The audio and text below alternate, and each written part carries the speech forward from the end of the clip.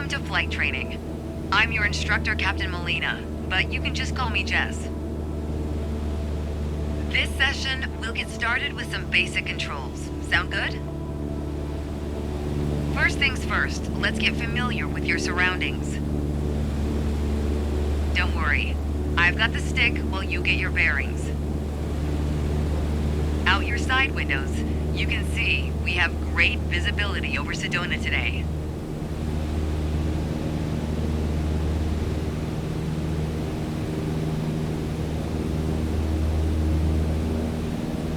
This is Red Rock territory. Beautiful, isn't it?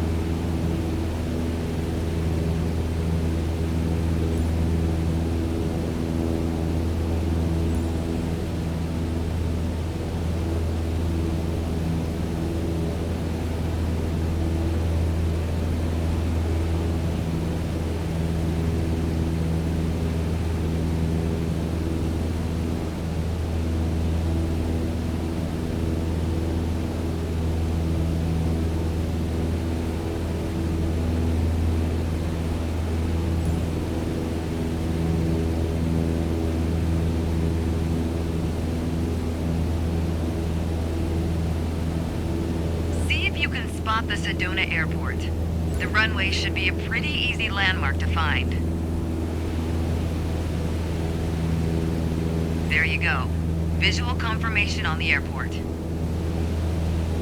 Now that we're oriented, it's your turn. Time to fly this bird.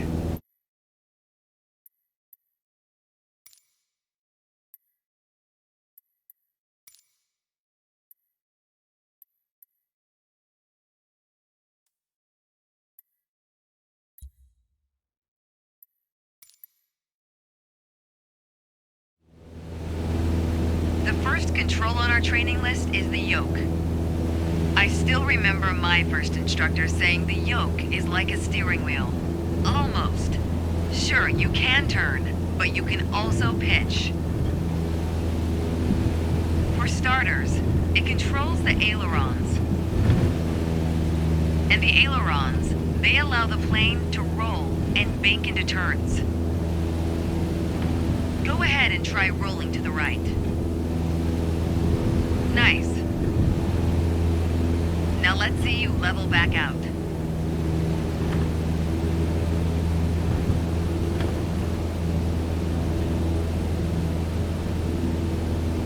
Good. Of course, the yoke also controls the elevator. And the elevator affects the plane's pitch, right? Pull back on the stick, the plane starts to climb. Give it a shot.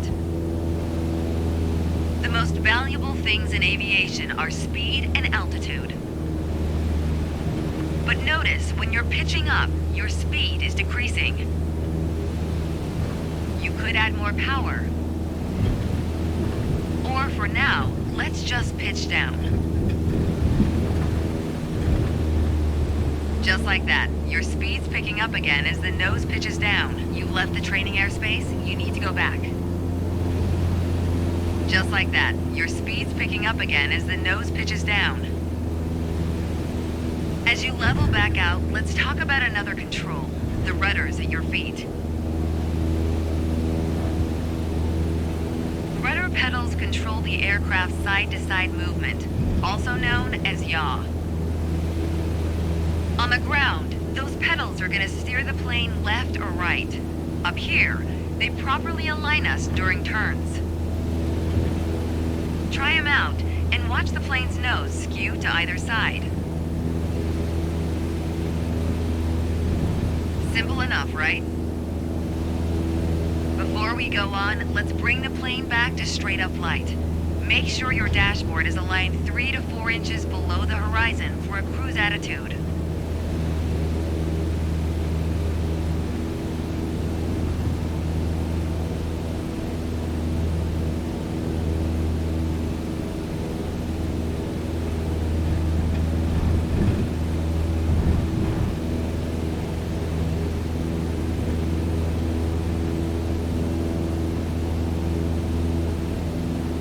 Okay, the last thing we're gonna cover now is the throttle. If you have the need for speed, then the throttle's for you. Full control over the power output of the engine. Let's see what happens when you cut all the power.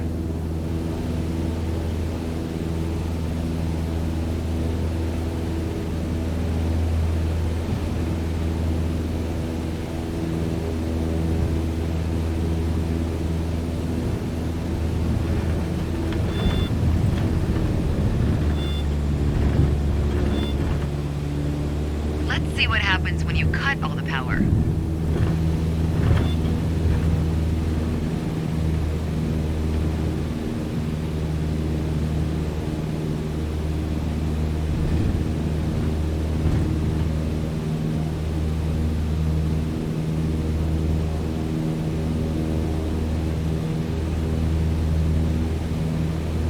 Let's see what happens when you cut all the power.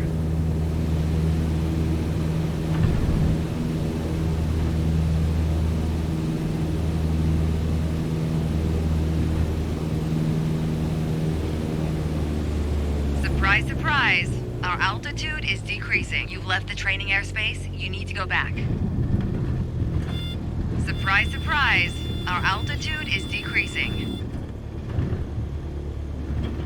This might be a good time for a piloting PSA. Always keep an eye on your surroundings, because nobody likes a low-flying duck. Alright, let's go ahead and throttle back up.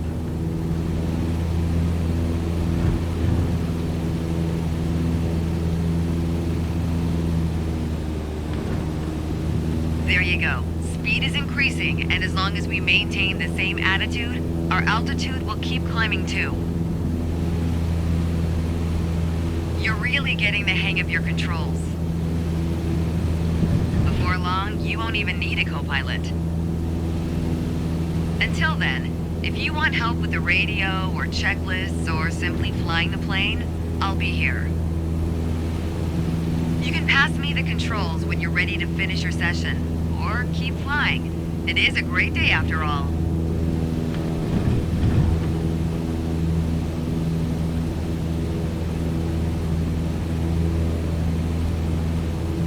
All right, I have control. Good job.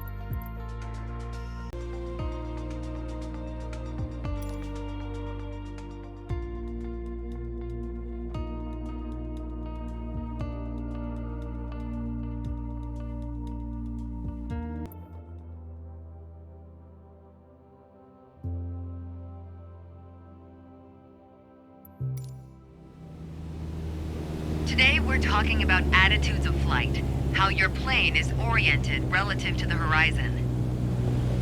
If you look outside, you can see the cockpit is just about 4 inches below the horizon line. We're flying straight with a decent rate of speed. This is the cruise attitude. Let's see how it reads on your instruments.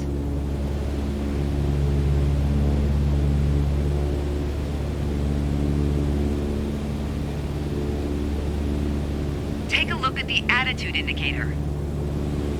As the name implies, it shows your current attitude. The white line is the horizon, with the sky above and the ground below.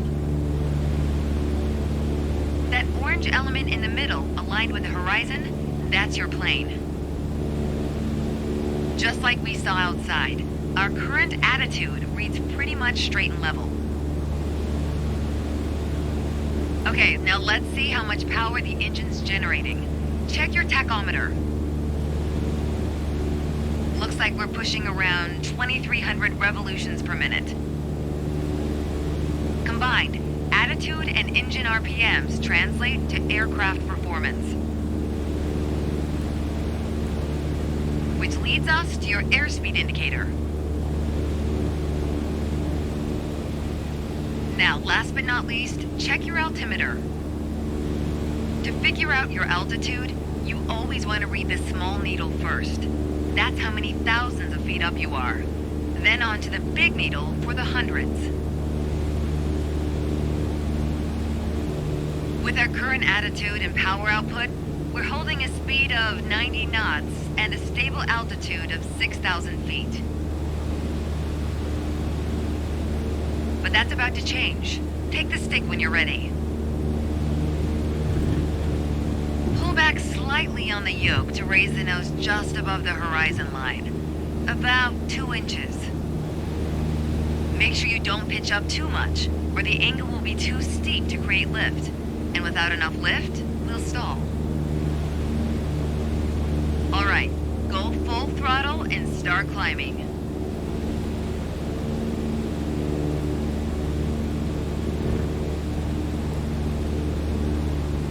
Welcome to the climb attitude.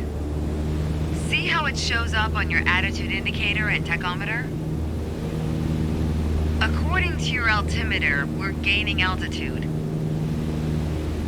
But we're losing airspeed even at full throttle, proving you can't avoid basic physics while making a climb. Okay, before we go on, let's get back to a cruise attitude. Ease up on the yoke and aim your nose just below the horizon. Then throttle back down to 2,300 RPMs.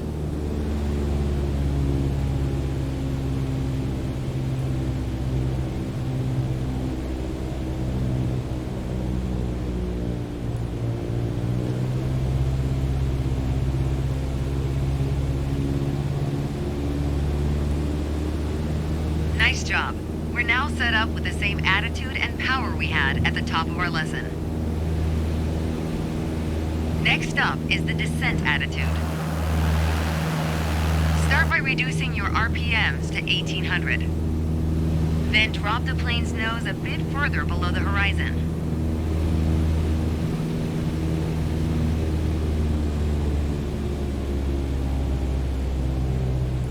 As expected, with a nose-down attitude, our altitude is decreasing, while our speed is picking up. Why don't you get us back to a cruise attitude, and we'll hit the last part of our lesson.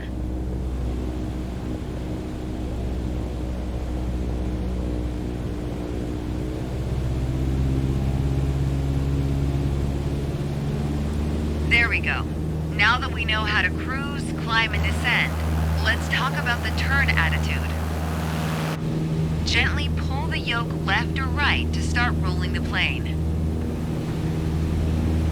If you take a look outside, you can see how our attitude's changed, but you can also check your instruments for the details. As a general rule, you always want to keep your turns under 30 degrees. At the top of your attitude indicator, there's a series of notches representing 10 degrees each. Use them to control your roll. Notice the more you turn, the more you need to pull back on the yoke to maintain altitude. When you're rolling out, you'll need to do the opposite. Roll and push at the same time. The more you know about the main attitudes of flight, the closer you get to that pilot state of mind. So keep practicing, and whenever you're done, pass me the controls.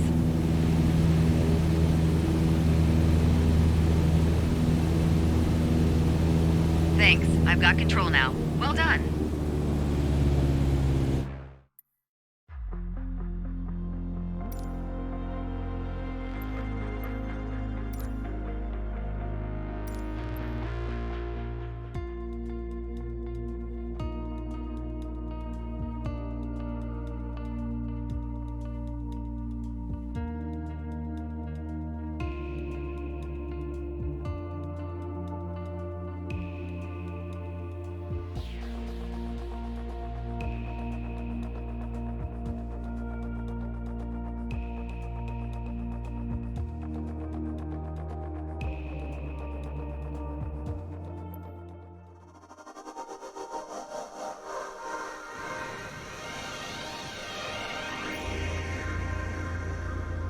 There's an old saying I like. A mile of road will take you a mile. A mile of runway will take you anywhere. Taking off isn't hard, but there are a few key points to remember. First, we always take off into the wind, which won't be an issue on a calm day like today. Second, before we enter a runway, we always make sure it's clear.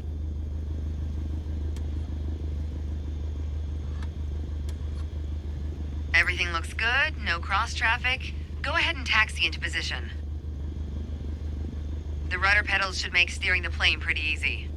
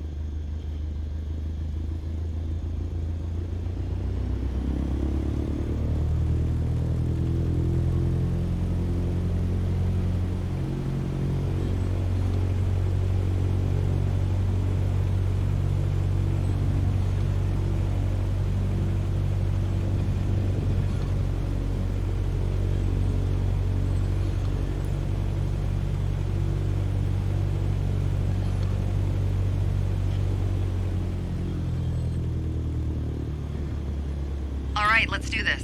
Apply full power and I'll walk you through the takeoff as we go.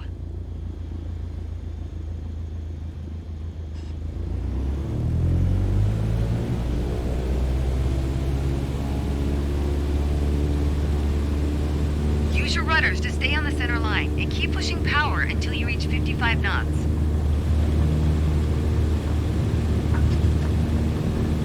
Good. Now gently pull back on the yoke. Line up the top of your instrument panel so it's a couple inches above the horizon. That'll pitch us up and set a good climb attitude. And we're airborne. Focus on flying straight. Use your rudders to keep the runway heading of 210 degrees. Maintain 75 knots and we'll reach our target altitude of 5,500 feet in no time.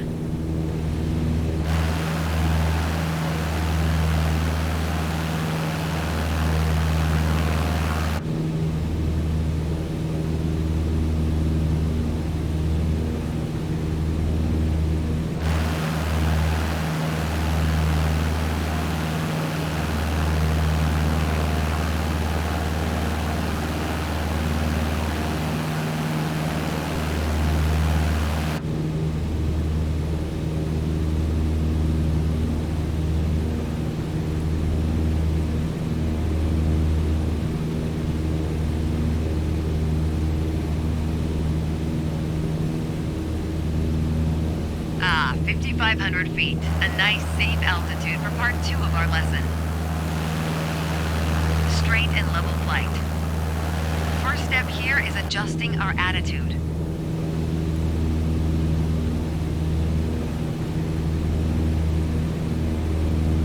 We're in a cruise attitude, pushing max power. To stay level at our target altitude, let's start by easing the throttle back to 1,800 RPMs.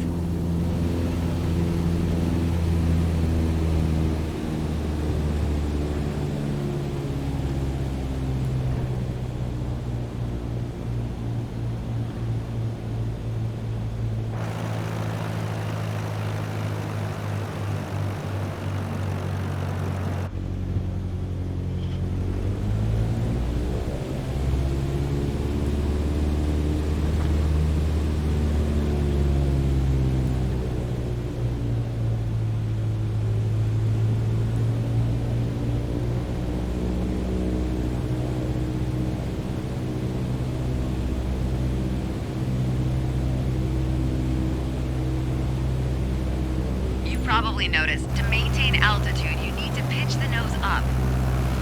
You could just keep pulling on the yoke to hold steady, but that's not really a precise means of control. Probably better to adjust your trim wheel until you don't need to push or pull on the yoke. Drag the trim down when you need to set the nose up. Drag it up to set the nose down. Try adding trim to keep us at 5,500 feet without increasing throttle. If you feel our pitch slipping and need to get back to the proper attitude, don't worry. Just pull on the yoke, then dial in the right trim.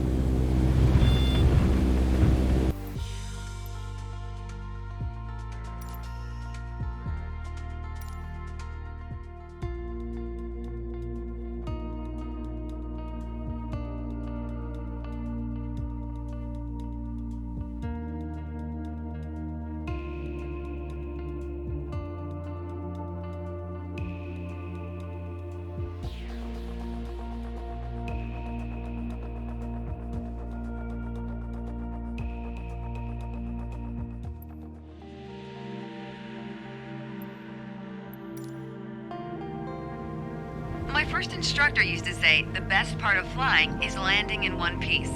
The man was a terminal pessimist, but he wasn't wrong. Today, you're in charge of bringing us in for a safe landing. We've got clearance for a straight-in approach, so we don't have to complete the standard traffic pattern. And I've already set us up in landing configuration at 65 knots with 10 degrees of flaps and idle power. We're on the glide slope now. Maintain speed around 65 knots. Change your pitch if you need to, and keep your aim point on the runway number. When you're targeting the runway number, you want to keep it steady in your sights. If it looks like the number's moving up in your windscreen, you're coming in low. You'll need to add a bit more throttle to get back on the slope. If it looks like the number's moving down in your windscreen, well, then you're too high. You'll need to add flaps to increase your rate of descent, but you'll also need to push forward and trim to change your attitude and maintain the same speed.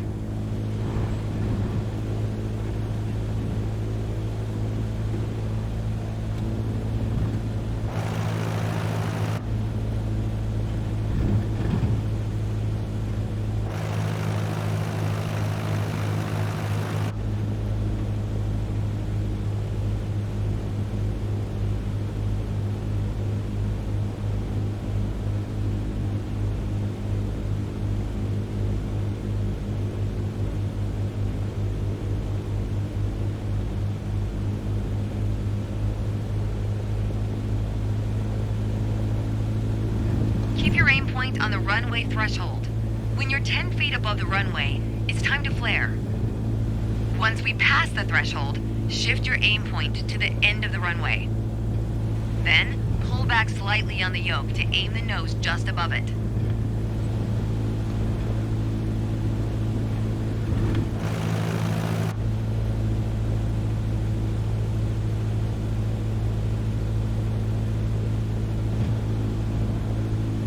Okay, we're past the threshold. Start the flare.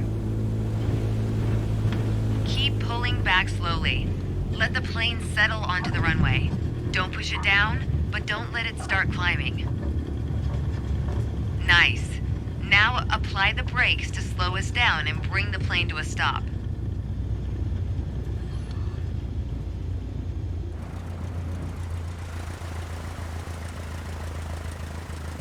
Great job. As they say, any landing you can walk away from is a good landing.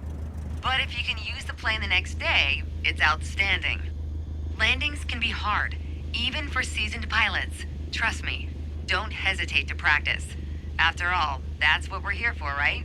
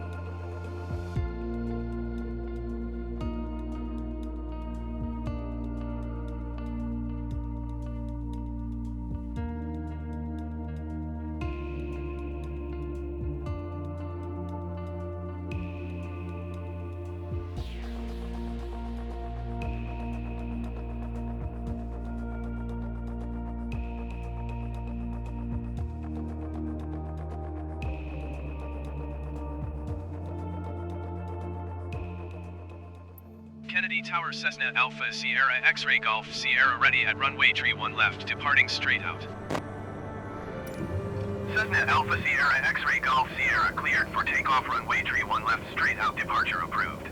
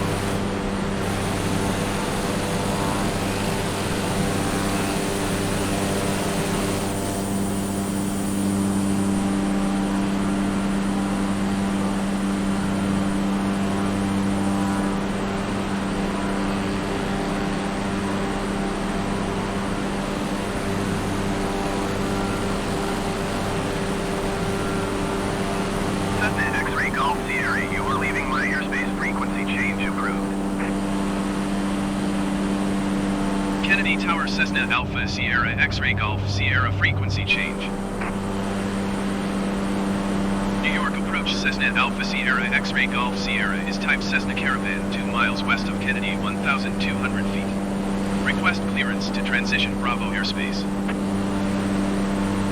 Cessna Alpha Sierra X-Ray Golf Sierra New York approach. Squawk 6617.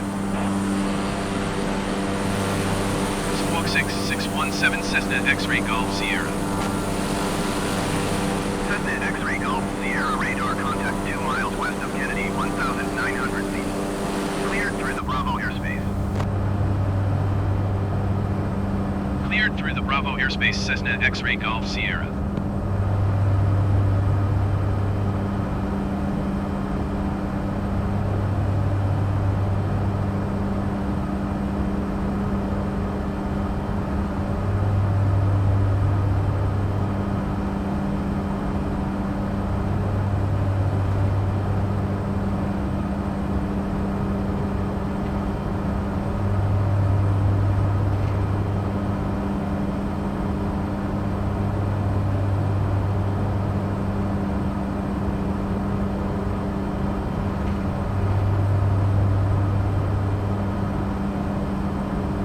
Cessna X-Ray Golf Sierra contact New York approach on 127 decimal tree. Going to 127 decimal tree Cessna X-Ray Golf Sierra. New York approach Cessna Alpha Sierra X-Ray Golf Sierra 2,400 feet. Cessna Alpha Sierra X-Ray Golf Sierra New York approach continue as planned. Altimeter 29 decimal 9 2.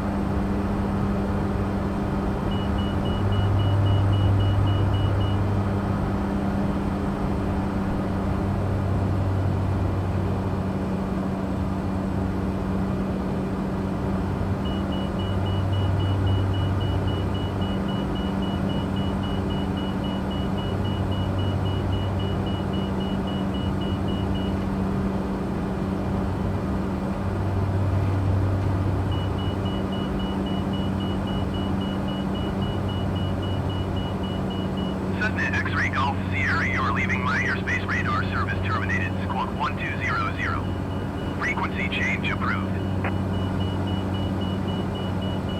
Squawk 1200. Frequency change approved. Cessna X-Ray Golf Sierra. New York approach Cessna Alpha Sierra X-Ray Golf Sierra is type Cessna Caravan 7 miles southwest of LaGuardia. Request flight following. Cessna Alpha Sierra X-Ray Golf Sierra, New York approach. Squawk 0574. Squawk 0574 Cessna X-Ray Golf Sierra. Cessna X-Ray Golf Sierra radar contact 8 miles east of Newark, 1,100 feet. Altimeter 29.92.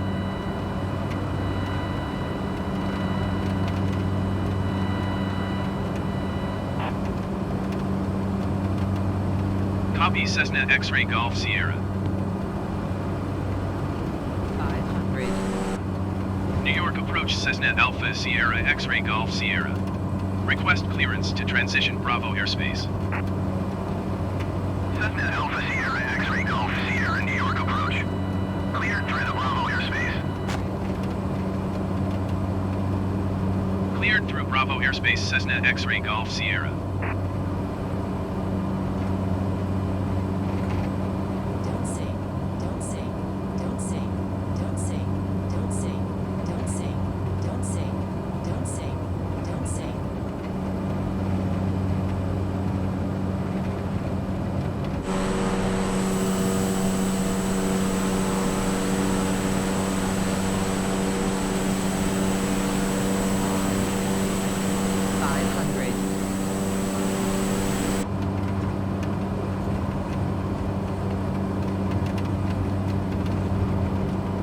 Cessna X-Ray Golf Sierra, contact New York approach on 127.3. 127 decimal tree for Cessna X-Ray Golf Sierra. New York approach Cessna Alpha Sierra X-Ray Golf Sierra 600 feet. Cessna Alpha Sierra X-Ray Golf Sierra, New York approach continue as planned. Altimeter 29.92.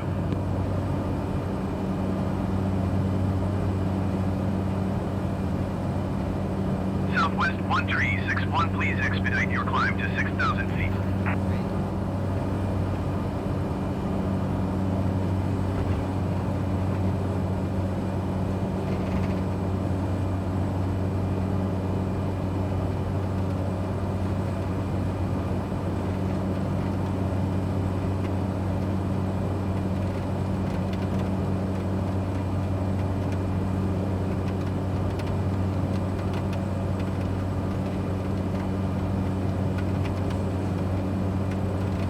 Cessna X-Ray Golf Sierra, you're leaving my airspace.